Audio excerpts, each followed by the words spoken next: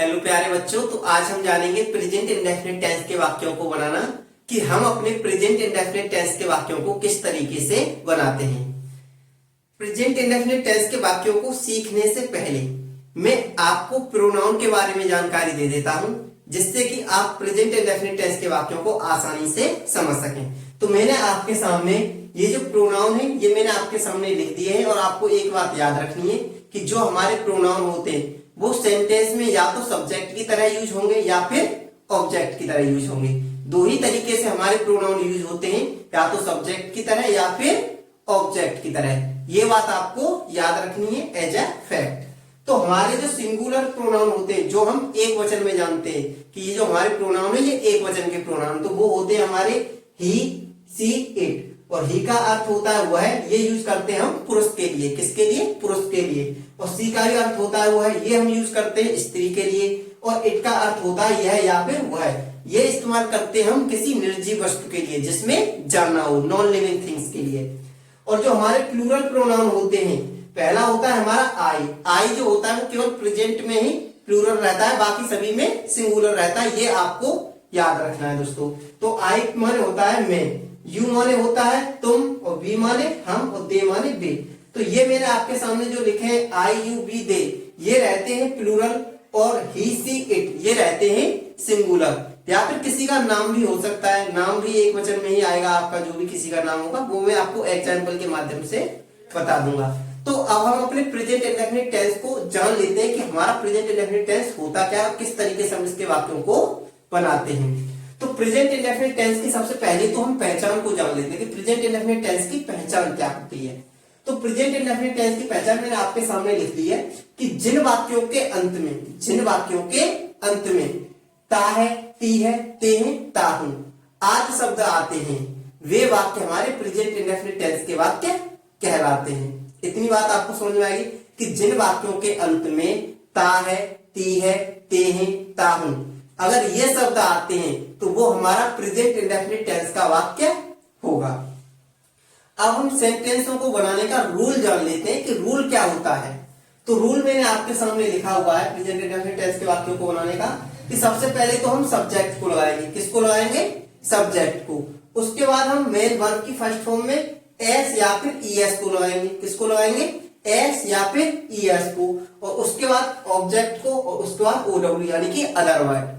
इतनी ही चीज आपको लगानी होती है अपने प्रेजेंट इंडेफिनिट टेंस के वाक्यों को बनाने के लिए। तो सबसे पहले तो हम आपको सब्जेक्ट के बारे में बता देते हैं कि सब्जेक्ट क्या होता है। सब्जेक्ट, जैसे मैं आपसे बोलूं अध्यापक अंग्रेजी पढ़ाते हैं, तो अंग्रेजी कौन पढ़ाते हैं? अध्यापक। तो जो काम कर रहे हैं अध्यापक, जबकि इंग्लिश पढ़ाने का काम कौन कर रहे हैं? अध्यापक कर रहे हैं। तो अध्यापक हो गए हमारे सब्जेक्ट। अब इसी तरीके से जिस व्यक्ति के द्वारा सेंटेंस के अंदर वर्क हो रहा होता है, जो काम किया गया है वो किसके द्वारा किया गया है सेंटेंस में, वो जो काम करने वाला होगा वो कहलाएगा हमारा सब्जेक्ट। और जिस किसी भी चीज के ऊपर काम हो रहा होता है, जिस किसी भी चीज के ऊपर काम हो रहा होता है वो कहलाता है हमारा ऑब्जेक्ट। क्या कहलाता है? ऑब्जेक्ट। आप इसे एग्जाम्पल के माध्यम से और भी बेहतर तरीके से समझ पाओगे। पहला मैंने आपके सामने एक सेंटेंस लिखा है, इसको जरा समझ लीजिए।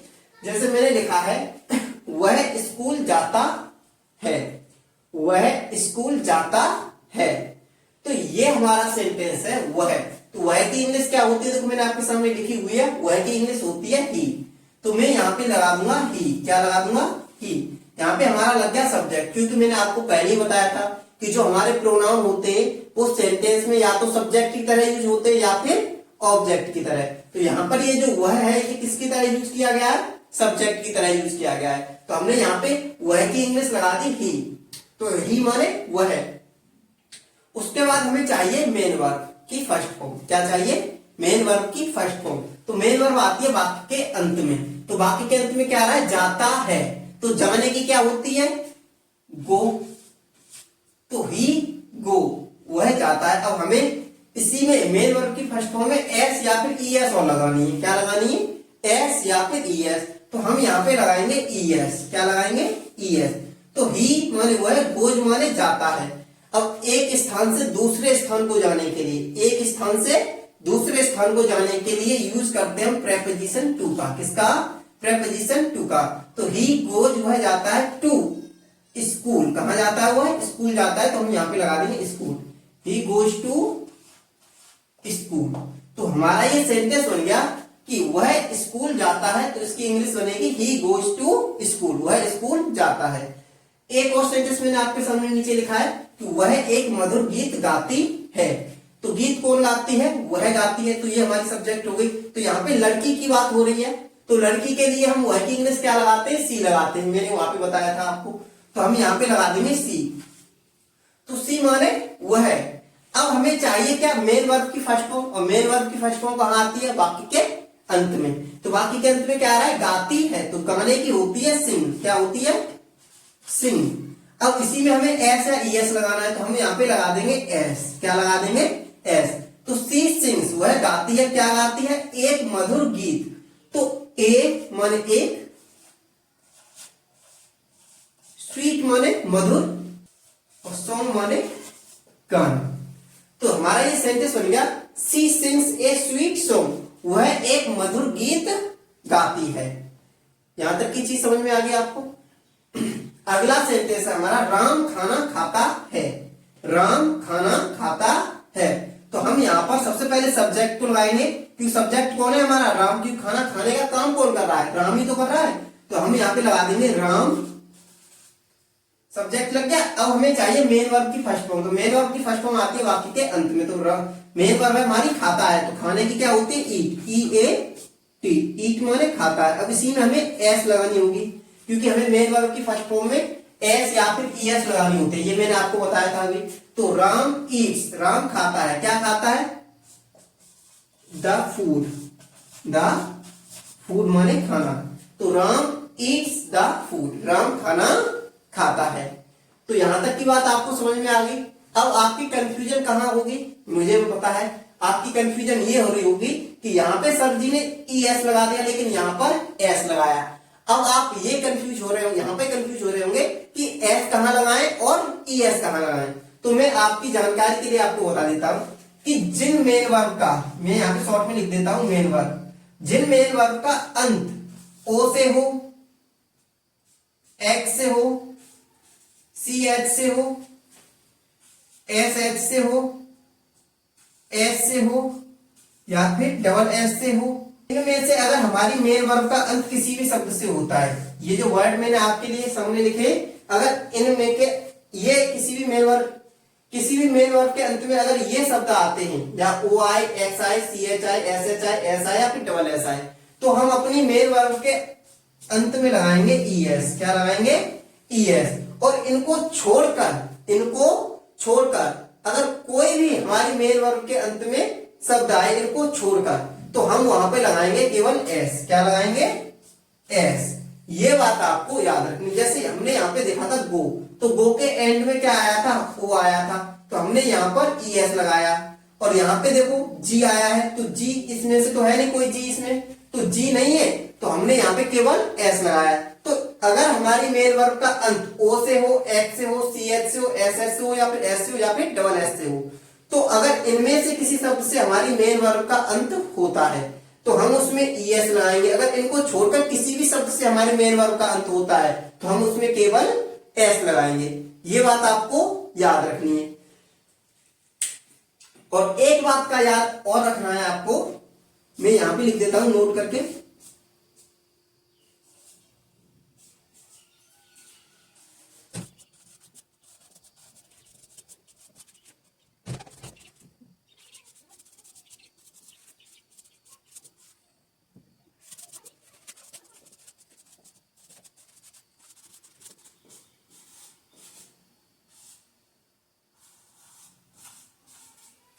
तो देखो मैंने आपके सामने एक रूल लिखा है, इसको आपको याद रखना है कि एक वचन कर्ता के साथ मेन वर्ब की फर्स्ट फॉर्म में एस या ईएस लगाते हैं, बहुवचन कर्ता के साथ मेन वर्ब की फर्स्ट फॉर्म में एस या ईएस नहीं लगाते हैं। तो मैंने आपके सामने क्या लिखा कि जब हमारा सब्जेक्ट एक वचन का हो, किसका हो, एक वचन का हो, तो हम अपनी मेन वर्ब की फर्स्ट फॉर्म में एस या फिर ईएस लगाएंगे। अगर हमारा सब्जेक्ट बहुवचन का है, बहुवचन का मतलब जैसे आई, यू, वी, दे, इनमें से अगर कोई है, तो हम वहां पर मेन वर्ब की फर्स्ट फॉर्म में एस या ईएस नहीं लगाएंगे। ये बात आपको याद रखनी है एज अ फैक्ट। क्योंकि हमें एक वचनकर्ता के साथ तो मेन वर्ब की फर्स्ट फॉर्म में एस या फिर ईएस लगाना है, लेकिन प्लूरल सब्जेक्ट के साथ हम मेन वर्ब की फर्स्ट फॉर्म में एस या फिर ईएस नहीं लगाएंगे। ये बात आपको याद रखनी है। तो यहां तक पहले आप चीजों को नोट कर ले, उसके बाद में आपको कुछ एग्जाम्पल दूंगा जिसके माध्यम से आप समझ पाओगे कि किस तरीके से हम अपने बहुवचनकर्ता के साथ मेन वर्ब की फर्स्ट फॉर्म में ऐसा ईएस को नहीं लगाएंगे। कुछ एग्जाम्पल के माध्यम से आपसे और भी बेहतर तरीके समझ जाओगे, तो हम आपको अभी बाद में देंगे, उससे पहले आप यहां तक की चीजों को नोट कर लो।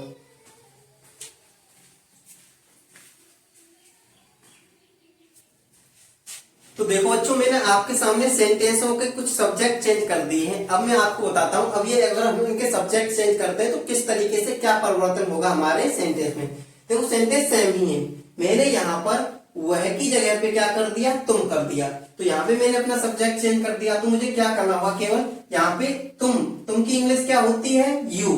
तो हम यहाँ पे लगाएंगे यू, क्या लगाएंगे, यू। और इसमें थिंग्स में से केवल एस को हटा देंगे, क्योंकि मैंने आपको पहले ही यहाँ पे बता दिया था कि एक वचनकर्ता के साथ मेन वर्ब की फर्स्ट फॉर्म में एस या ईएस लगाते हैं, बहुवचनकर्ता के साथ मेन वर्ब की फर्स्ट फॉर्म में एस या ईएस नहीं लगाते हैं।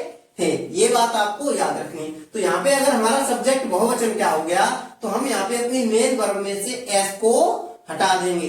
एस लगी होगी तो एस को हटा देंगे, ईएस लगी होगी तो हम ईएस को हटा देंगे। इसी तरीके से यहाँ पे मैंने राम ना करके मैंने यहाँ पे कर दिया हम खाना खाते, मात्रा चढ़ेगी, हम खाना खाते हैं।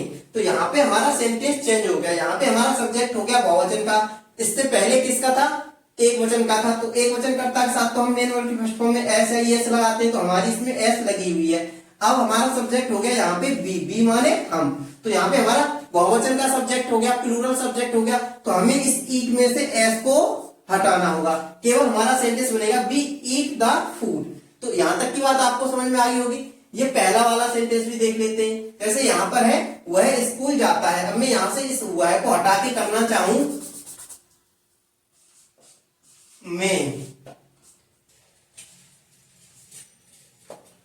मैं स्कूल जाता हूं, तो आपको यहाँ पे क्या करना होगा, यहां से इस ही को हटाना होगा, ही की जगह पे आपको करना होगा आई, आई माने मैं।